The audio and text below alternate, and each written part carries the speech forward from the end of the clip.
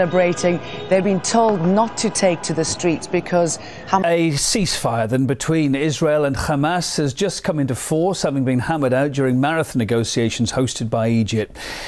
A ceasefire has been announced and agreed to by both Israel and Hamas. This is the second time in 2 days that we've heard such an announcement, but this time it certainly does seem as if it's accurate. Now, the ceasefire is a surprise to everyone. It comes after a bloody day, both in Israel and in Gaza.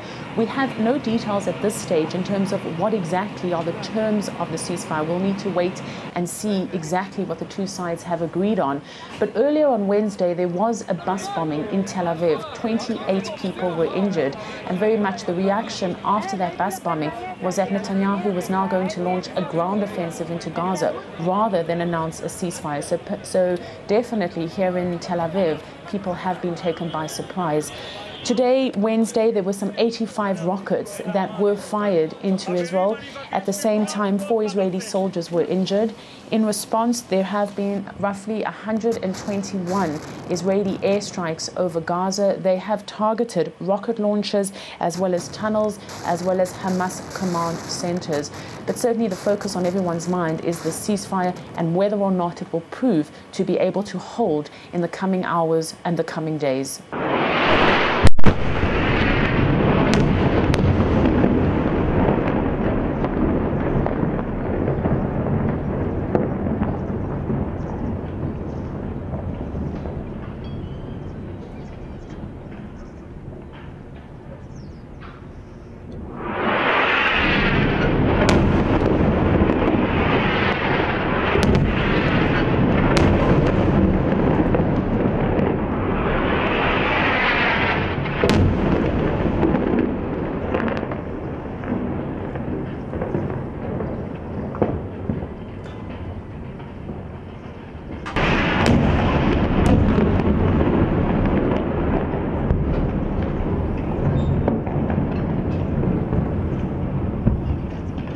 The carnage continues in Gaza. Israel claims its bombardment of the Gazans is in self-defense, at the same time denying the Palestinians in the besieged strip the same right.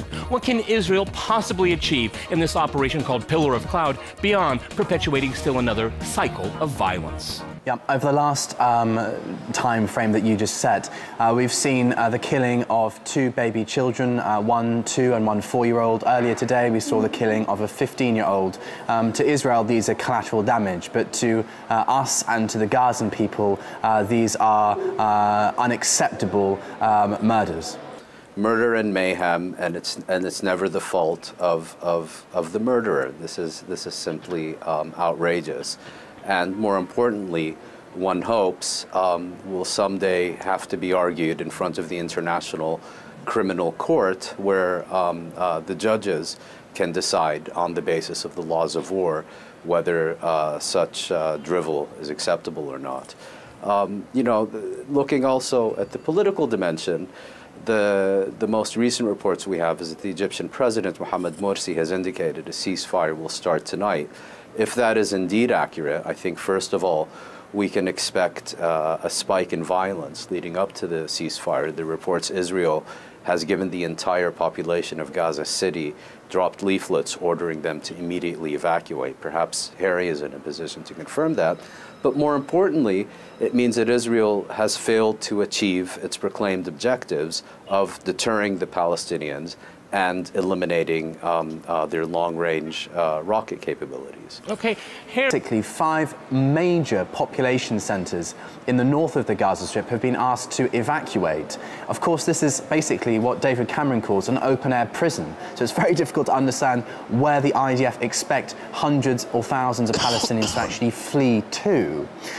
Well, as the other guest said, this operation is never going to be successful for Israel because there will always be Palestinians who resist with armed resistance. And at the moment, all they say that they're capable of doing are sending these unguided missiles into Israel. So this is going to go on perpetually.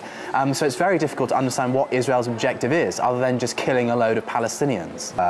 Israel broke the ceasefire. Israel started this conflict. Israeli embassy talking points and concocted statistics, you know, may sound good when preaching to the converted, but one also has to occasionally take into account the real world. The fact of the matter is, this latest round began when Israel shelled a group of children playing soccer on a field in the Gaza Strip and killed a 13-year-old boy.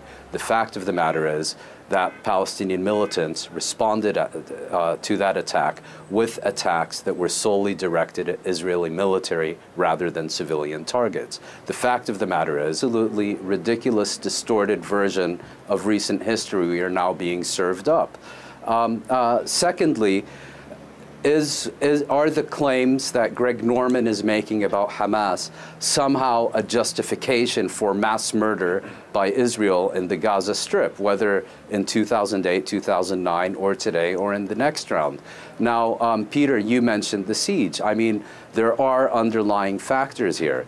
There is the occupation, there is the continuously deprived right of self-determination of the Palestinian people, and of course in more recent years there is a siege and blockade of the Gaza Strip.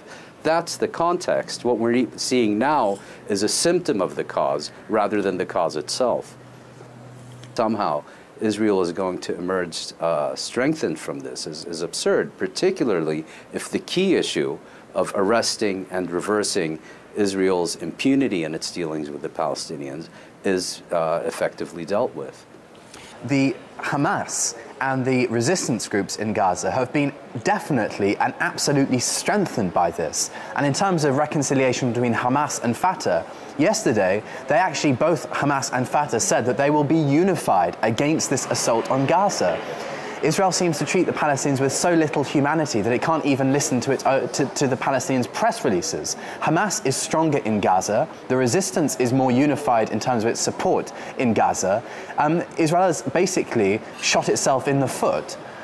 The Palestinian people in the last few days have, the ones I've spoken to, said that they feel for the first time in history they've had some sort of defense force themselves, as these resistance groups have struck Israel with more strength than they have previously in history, including with longer range missiles.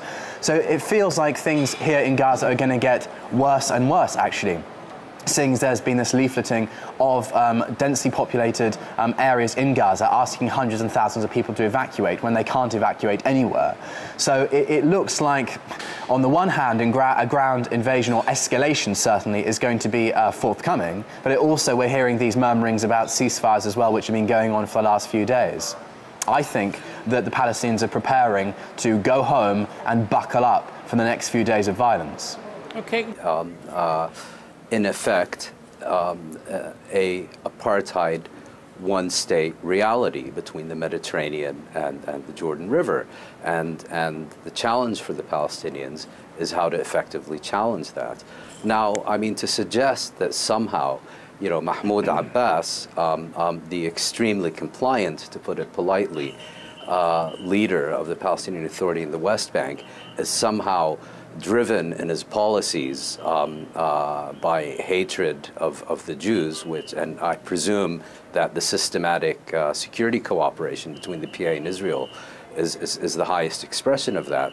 I mean, this is beyond childish to make such arguments. I mean, really, you know, the issue here is Israeli occupation of Palestine. The issue here is arresting and reversing Israeli impunity, which allows it to continue attacking and colonizing Palestinians in the occupied territories. Those are the real issues. So, Mouin, why have we negotiated 18 times and there hasn't been a resolution? Mouin? Is that a serious question? Is that a serious question? Did Israel at any point, did Israel at any point, let Mouin answer the question. Let Mouin answer. At any point in those negotiations accept a withdrawal to the 1967 boundaries in accordance with UN resolutions? Did Israel at any point in those resolutions accept in those negotiations, accept a resolution of the Palestinian refugee question in accordance with relevant UN resolutions and international law?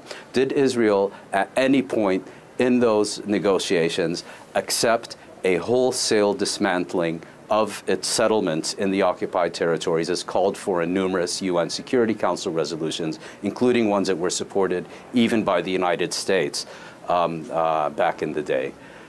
It's very simple. A state is occupying the territory of another people, and its insistence it's not that on simple, though. Maintaining and expanding that occupation is the reason that there is no peace in the Middle East. This charge of anti-Semitism by the Palestinian people is easily disproven on the serious historical record, including in the last few weeks with Jewish delegations coming to Gaza. Israel is occupying somebody else's country. Israel is bombing somebody else's country.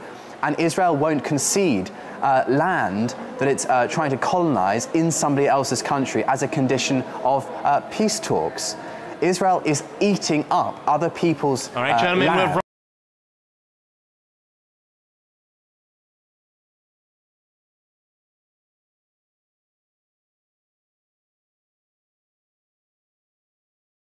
Sending warships near Israel. On board are 2,500 Marines. U.S. officials say they will be on standby in case Americans need to be evacuated from Israel. Now, the officials say the ships are not meant to serve any combat role, but the decision to send the ships signals a growing concern over just where the conflict is headed.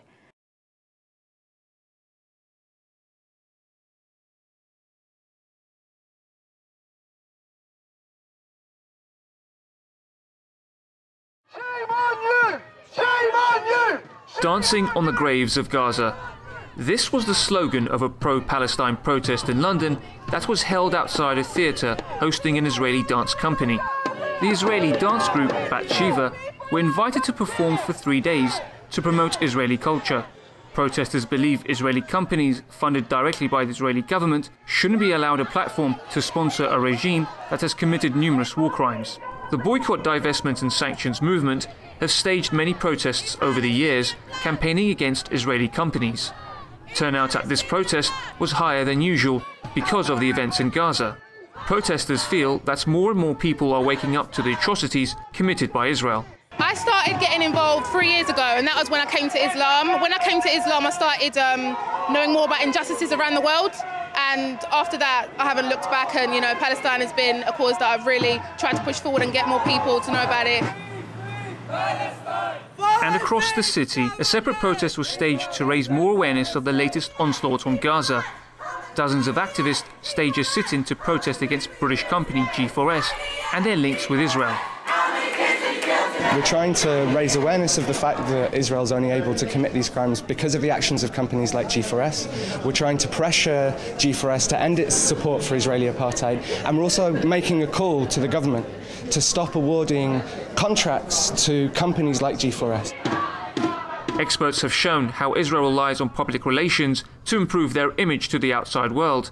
Cultural events like the one hosted today also serves a purpose in Israel's campaign against the Palestinians.